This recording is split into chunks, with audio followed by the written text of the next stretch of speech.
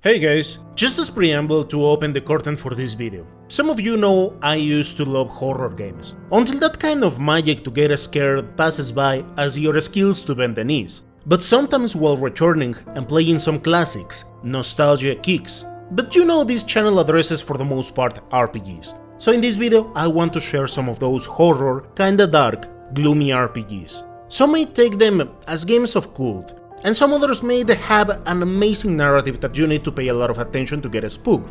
It is fair to say that most of these games will be indie, because the let's say big industry ran out of ideas, and also because most of times when people have the chance to share a piece of their vision, you can find interesting narratives. And with no particular order, let's begin. I want to open the curtain with Vampire: The Masquerade Bloodlines. This game wasn't well received because amazing games were released back in 2004, so not many people knew about this title. Right away I will say, it is not perfect, it is played with bugs, but you can try to patch it to get a slightly better experience. It is still buggy as heck, but its narrative is what's going to hook you, as this entry has an amazing lore that will ask you to take different roles and traverse these nightmarish gothic places, where I will say subquests have some of the best parts in the game, as they take you over different conflicts that will tense the atmosphere or will intrigue you with ideas like, there is a disease that is being spread, and you will have to investigate events. From there, you will face your first vampire, but only to find out that this issue is only beginning, later engaging with the upper society, and finishing fighting a cult that has legions of humans. And from here you may think in all the events that happen out there, and how this is linked to the main story. So most subquests add a bit to the intrigue that this place has, and in good measure. Now its combat, it's frustrating, I am not going to deny that. In a simplified way you have two options, long range and melee.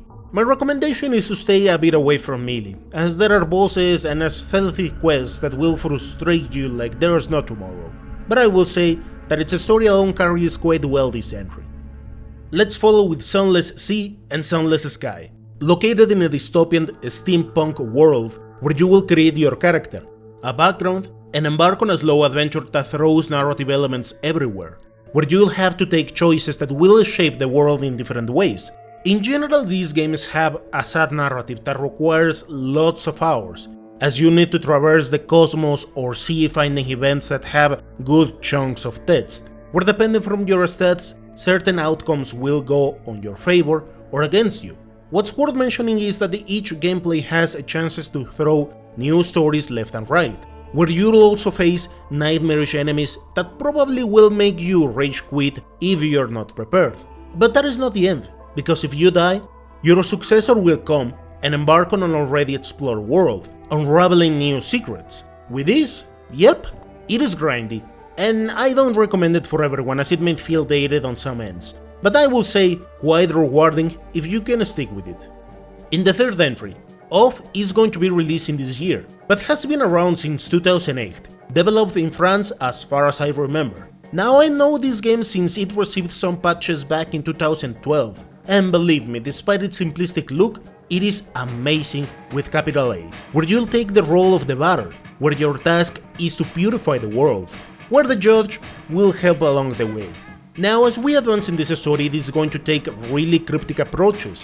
While I love the game, I only recommend it for old school players, as it has some tough puzzles. Most likely nowadays you can find everything you need, but man, back in the day they were convoluted as heck. Whatever the case, as we advance we will purify the world while unraveling its secrets, finding places where society won't make that much sense, horrid monsters that control different zones, and a nightmarish tale, filled to the brim of quite bizarre things. Then again, most likely the older audience will understand all of those references, particularly in the rooms, where you'll have two endings, finding the horrid truth about this world. In general, battles are decent, with a similar idea as Final Fantasy games, where you need to wait for an action bar to fill, so you can take different actions, having these rings as your allies. In the next spot, Lisa the Painful and Lisa the Joyful, game where the narrative takes us into a world dominated by men, planet that is decaying quite fast because of the absence of women.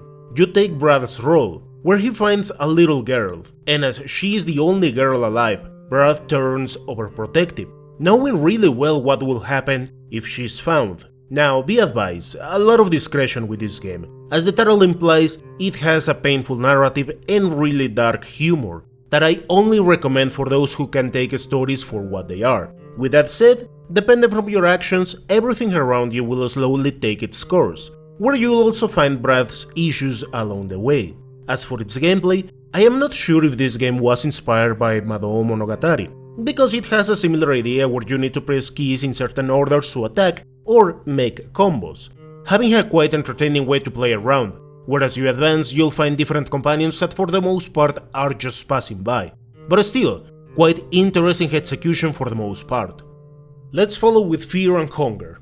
Since the get-go I will say that this game is unfair, because that is its objective, so everything is going to be up to how resilient you are, and the way you tackle future challenges. If something seems like a bad idea, most likely it is a bad idea. If something seems like a good idea but you hesitate, it is a bad idea.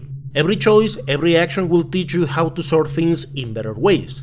With that said, Fear and Hunger is a game which its story probably will leave a scar or two, as it tackles multiple topics, the best one coming as a whole allegory where human beings require gods, and how they always try to ascend, but without achieving anything, despite the era in which they try. The game presents us 4 characters that were born with the souls of the first gods, where they try to look after a character named Legard, for different reasons.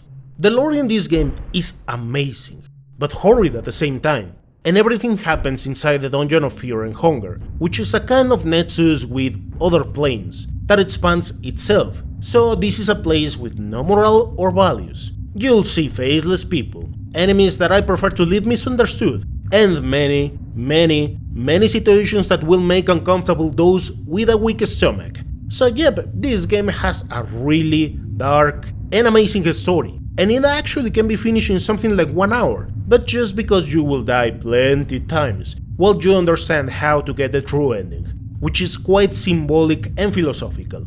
The best recommendation I can give to finish this game is run. If you can escape, then do it. But if that is not possible, then dismember enemies beginning from their weapons. Otherwise, if you lose a lot of health, you can be dismembered, and moving without legs it's just a bad idea. You'll eventually die. Pay attention to little details, as balls or weird things on the ground. You'll find that this game has status ailments galore. And also pray for Aaron Jesus or Lady Luck, because if none of them are on your side, most likely you will end up frustrated. As the 6th century, Darkwood shares the story of a forest that starts to take over the land, while also expanding for unknown reasons, where the people who get trapped end up turning into monsters, or losing their mind, so your objective is to escape. And yep, the game has different endings, depending from certain things down the line. As you advance you will get to know why the forest starts to grow, how the villagers were able to eat, plus all the disgusting narratives that happen after certain events. Its story alone is quite gloomy and horrid for multiple reasons, but to add the cherry on top, this game has an amazing audio, where most of the time it will keep you tense, because you can hear a lot of things in the forest. A good chunk of times there is nothing, until there is something, and the game scares the heck out of you. If you can play it with headphones, oof, the experience is way better. Gameplay wise, you play in this top-down view, where the main difficulty of this game is that you can only see what you have literally in front.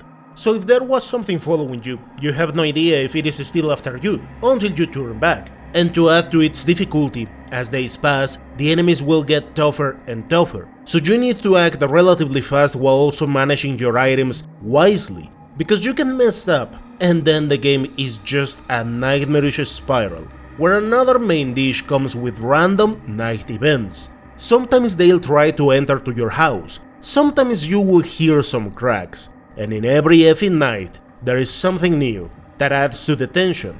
Just be careful, sometimes due to all the stress you might end up beating the guys who sell you stuff. And in our last stop, Pathologic 2. The story of this game is something depressing and terrible, in the good way, because your actions carry a lot of weight, and there will be consequences in every single step. The world around you will decay extremely fast, Finding the resources to be barely alive will test your skills, and the brutal reality will hit like a brick in the nuts. This is a game that has no respect for anyone, but if you stay here, the message at the end of this adventure, it's simply extraordinary. If you wonder about the first entry, you don't need to play it. It hasn't aged well, and Pathologic 2 improves a lot what the first game wasn't able to accomplish, rebalancing the experience for the narrative that it follows. Here you will take Artemy Burak's shoes, somewhere in Russia, but you travel to study to be a surgeon. Down the line your father calls you home, and when you have the chance to come back, the town is not the same.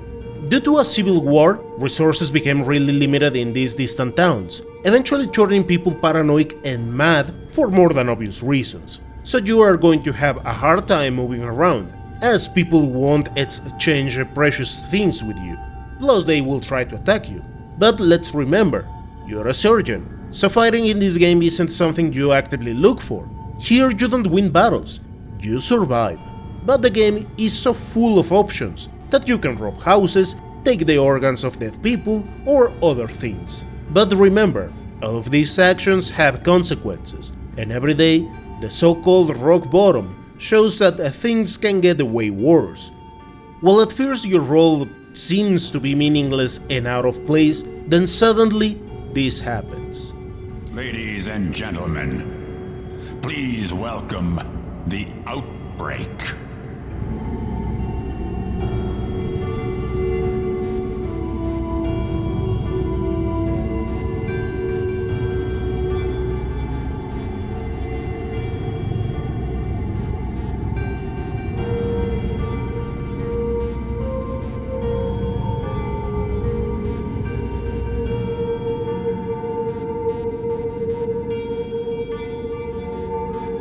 Now people depend on you for low, really low chances to stay alive, and if you do not act, that has its consequences. But this is the moment when this game turns sadder, because the civilians with good measure want to be saved, as in any other outbreak out there. But this pushes the player to take action, and you won't be able to save everyone. This game is the well-executed representation of what happens when an outbreak hits a place that it's not prepared for such events. With this, I hope you found this video informative. Thank you so much for watching, and I'll see you next time.